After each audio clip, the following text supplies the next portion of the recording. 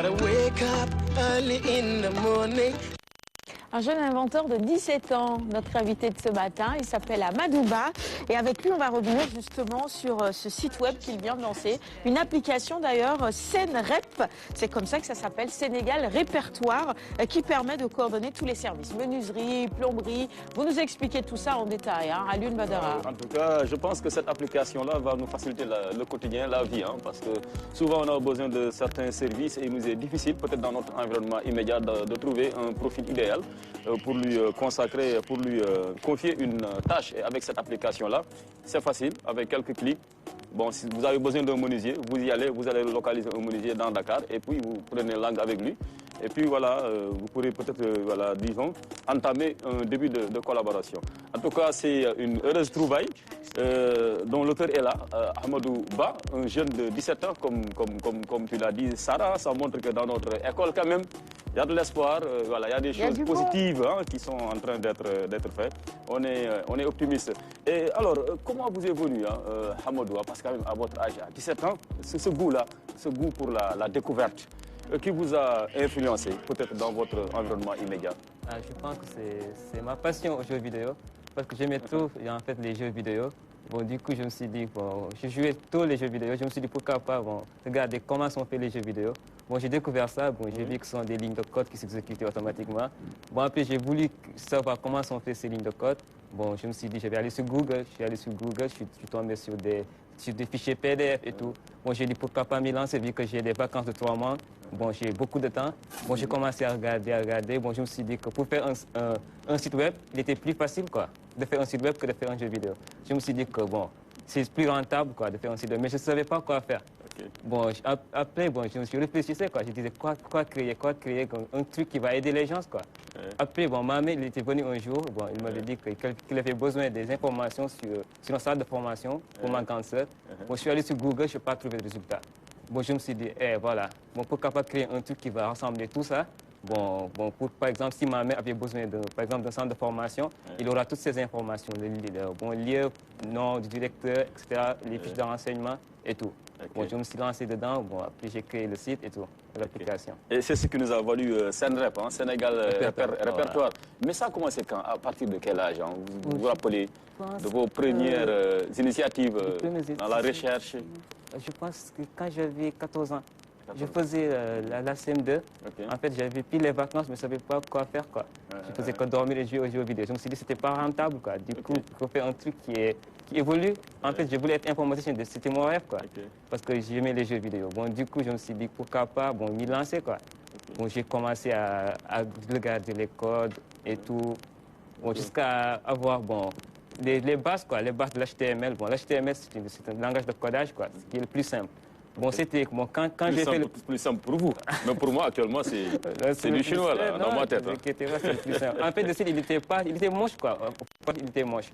Bon, il était moche, quoi. Du coup, quand j'évolue, quand je continue à apprendre, bon, j'ai pu l'améliorer jusqu'à avoir même une application. Ok. SenRep, hein, et aussi le site web, hein, que vous avez d'abord créé avant cette application là. Alors j'ai essayé une petite explication sur comment fonctionne SenRep, mais de façon basique, hein, ça fonctionnerait comment? Fonctionnement, bon, c'est simple. Bon, il y a par exemple les ouvriers ou bien les centres de formation. Bon, ils vont dans SenRep. Il y a d'abord 2 espaces. Il y a un espace annonce et un espace demande. Bon, dans l'espace annonce, bon, c'est pour poster. Par exemple, si je suis en menuisier, je vais aller là-bas, j'ai rempli un petit formulaire en moins de 5 minutes, tu n'as pas besoin de compte, tu remplis juste le formulaire et nous, bon, on va valider les annonces.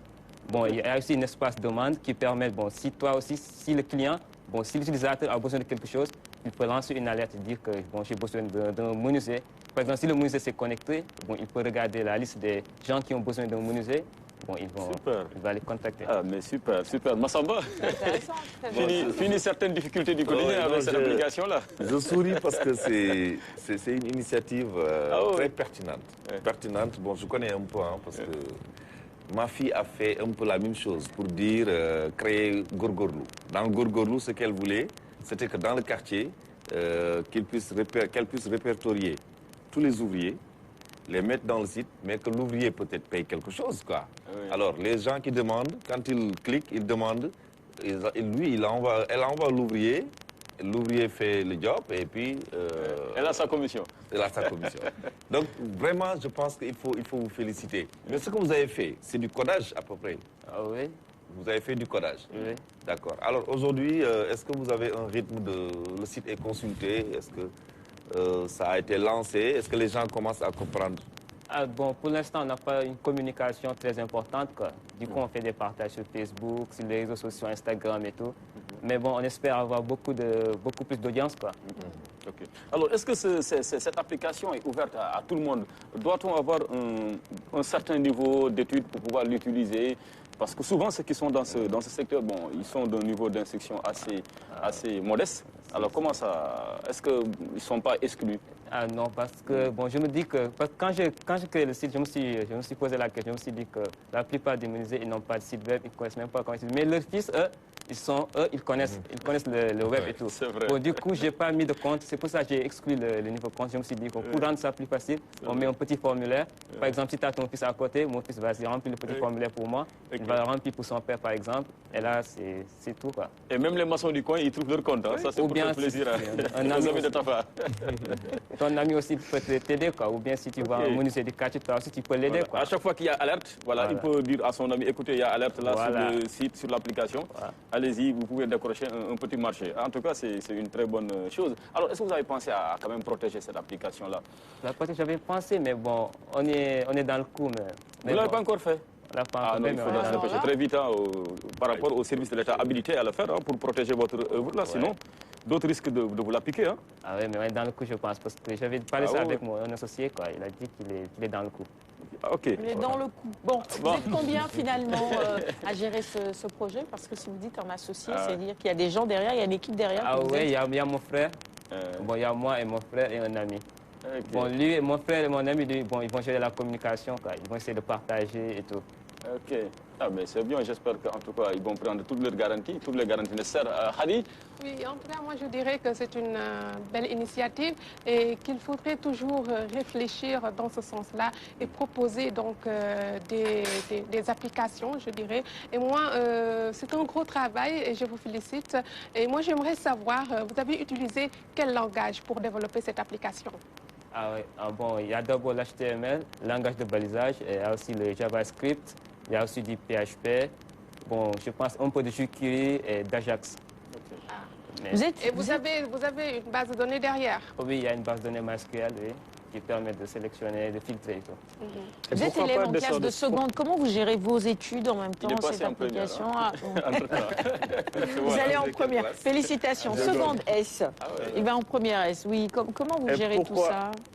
Bon, pour la gestion, c'est simple. Bon, mois de vacances, tu as 3 mois de vacances, bon, tu fais focus là-bas, bon, tu codes. Après, année scolaire, tu fermes tout, tu apprends. Tafa, oui.